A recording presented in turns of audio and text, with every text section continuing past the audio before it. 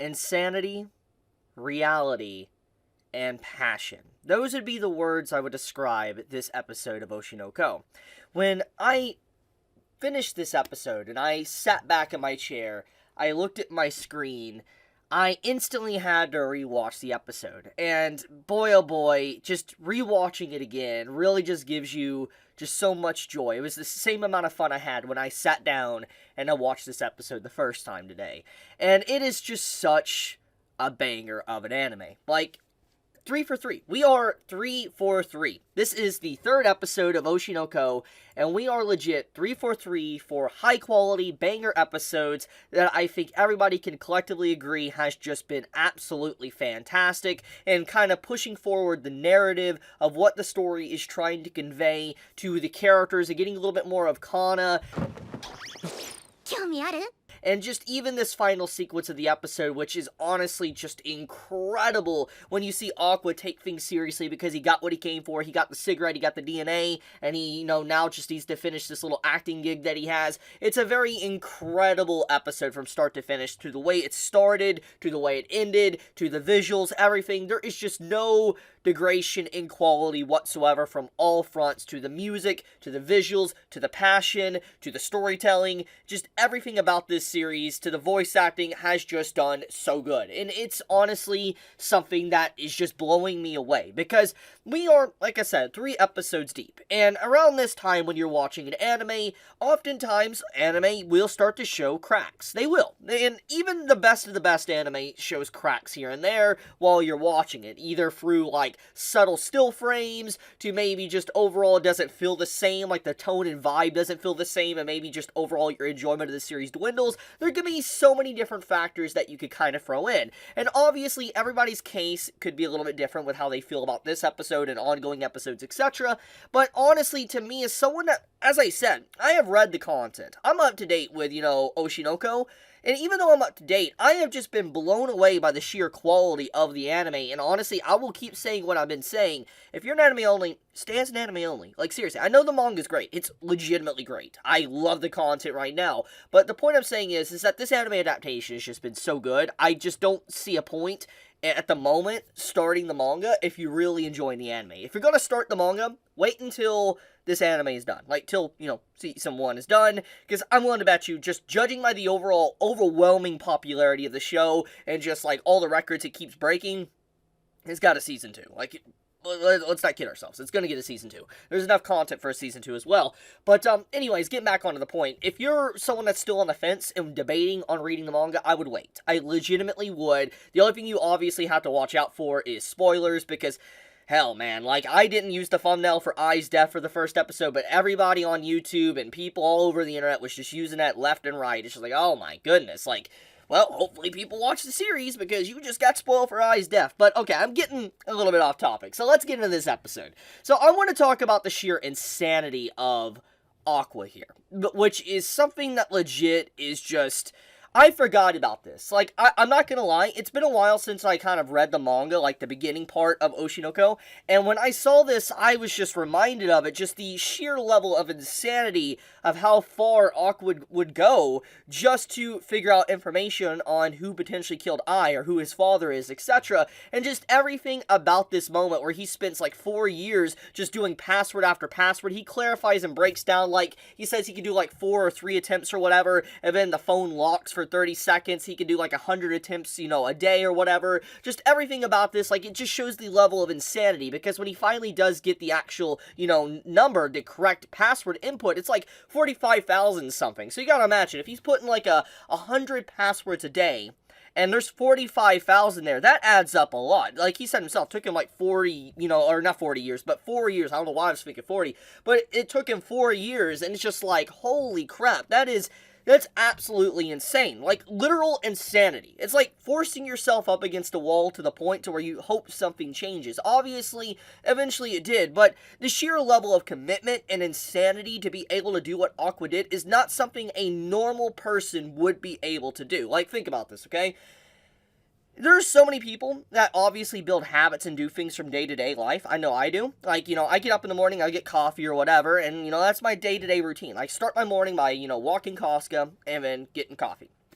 And the thing is that sometimes there might be little alterations because you just can't be bothered. Maybe you can't be bothered to get coffee this morning. You can't be bothered to, put your dog on a leash and just, you allow them to run in the backyard, one or the other. Sometimes plans change. But the fact is that Aqua went out of his way to do that password coding continuously for years. And without change, obviously he was sitting there pressing those buttons continuously for a very long time, just trying to figure out what the password of the phone was. That is next level insanity. He did not change up his routine, so to speak. He just did it. And that just, like I said, that is not something a normal human does. Because obviously, if you do something enough, people are going to grow tired of it, bored of it, and they're not going to want to do it over and over. But the fact he did just shows how broken of an individual he is. And it kind of goes into the point of episode 2 and episode 1. That Aqua, obviously, he's experiencing a lot of trauma, a lot of hatred towards the individual that took Ai away from him, and just his entire life has been turned upside down, so to speak. There's a lot that really is being showcased in these episodes, and this especially is a very big point to his character, just showing once again how far he would go to uncover answers. And even the DNA test at the end, where you just see him trying to get information and DNA on this guy that's directing the show, just shows once again he's willing to do things that are kind of shady just to achieve what he wants. So far, obviously, from what I talked about, it doesn't seem like he's going to go as far as to, let's say, kill random people. Who knows, that could change, but the point I'm getting at is that clearly he is very committed to figuring out what he wants, even after all these years have passed. Now, let's back up, let's talk about something else. Let's talk about reality, which this scene actually perfectly conveys it. This director that is, leading this whole project that Aqua is starring in as well, towards the end, he's being the villain character for the final episode. Kana, which is a character that we were introduced to in the first episode, very cutesy, red-haired girl and all that, and, a lot of people didn't like her as well, because maybe she was, rude and all that, and obviously people have warmed up to her, especially with this episode, and instantly people are declaring her as best girl. I mean, be honest with you. Good taste. I think Kana is a very good character. I think that legitimately how she's integrated into this episode is fantastically done. And I think a lot of people's impressions of her at first are probably going to believe maybe she is like in love or something with Aqua. But in reality, when you at least, the way this episode is, okay, you do get the impression maybe she loves him, and maybe she did have a crush on him at one point. But at least at this point in time, at least with this episode, she's not in love with him. She's more or less happy to find someone that is in a similar circumstance as her, someone that is struggling through the entertainment business and trying to basically, just be what they want, either a director, behind-the-scenes editor, or someone that's an actor. She's happy that Aqua is still around and he hasn't fully given up and left, because you gotta think from, Kana's perspective. Just everything that we see from her character, at least what she was trying to convey to Aqua throughout this episode. She's so extremely talented, but she's given roles that, aren't necessarily the best or fit for her criteria. Because one of the big things we found out is, thanks to her overall personality as a kid, how she was, growing up, and we got to see it firsthand, she was a rude girl. She was rude, she took for granted, she had pride, she was someone that felt like she was owed everything because she was a very high-quality actor, child actor at the time, but because of her attitude, how difficult she was to work with, so to speak, her overall business opportunities dried up. Like, she wasn't able to get more people to work with her, and it's very clear from the state of things, from seeing her house briefly and all that overall her living situation isn't good. She has a very lonely existence, and she's putting all these airs and this facade on, so to speak, to be able to seem like she's a-okay or happy, but in reality, she's really not. She's very unhappy about the entire situation of her life, and she wishes she obviously had something she could be able to do, a career, or something that, would allow her to express her acting in a very serious manner, which is why she was so adamant on getting Aqua to join in on the show. It's not because people, once again, are going to assume she has a crush on Aqua. It's because she's happy that she met someone that potentially who changed her entire world, changed her life, so to speak. Because we got to remember, when we were first introduced to this character, when we were first introduced to Kana, she was a spoiled little brat. And then she got a rude awakening when Aqua did that very creepy acting. And even if it was because of the time period he was a kid and he acted more like an adult, regardless of the situation, it was very eye-opening for Kana. She got a reality check, so to speak, that she wasn't the best of the best and that there was still ways for her to improve. And obviously, ever since then, she's went under a lot of different, development and change as a person, so to speak, and you could clearly see that. So obviously, someone that bested her in the past, she has a lot of respect, so to speak, for him, which explains, why she would want to act with him once again, given a chance to see how far she's come, if he could still beat her or not. So that's the entire, I guess, moment of the way this episode is conveying it, is that Kana is just going through a lot of eternal, struggles, and that she's trying to figure out a way to express that without kind of breaking the mask that she's obviously built up for such a long period of time over the course of her life. Legitimately interesting.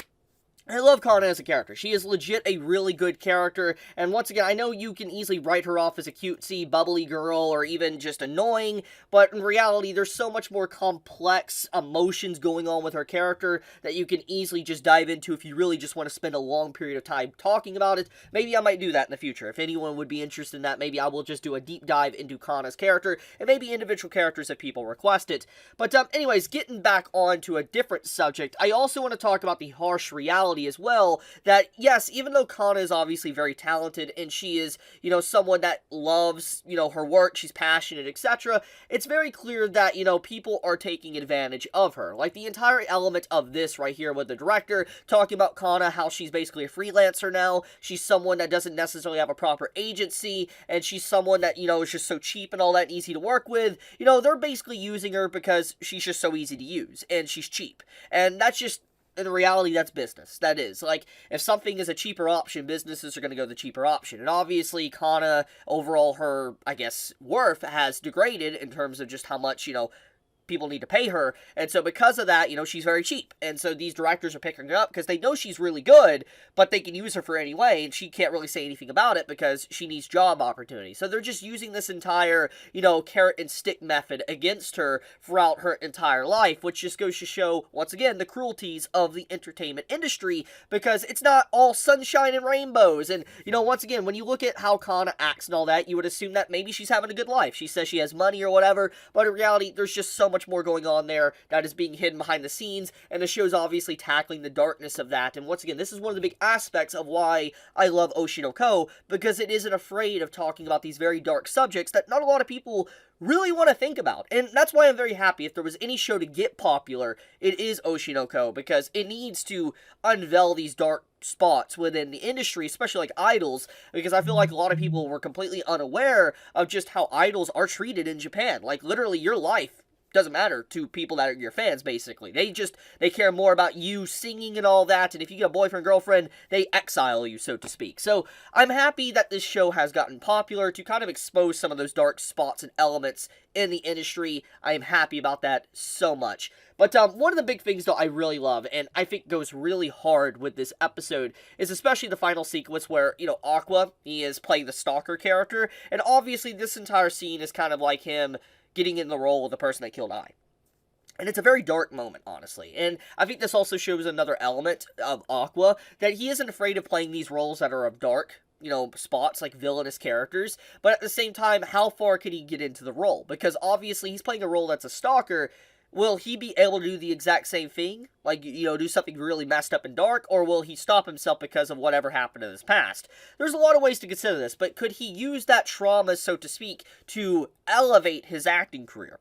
Because there is cases of that.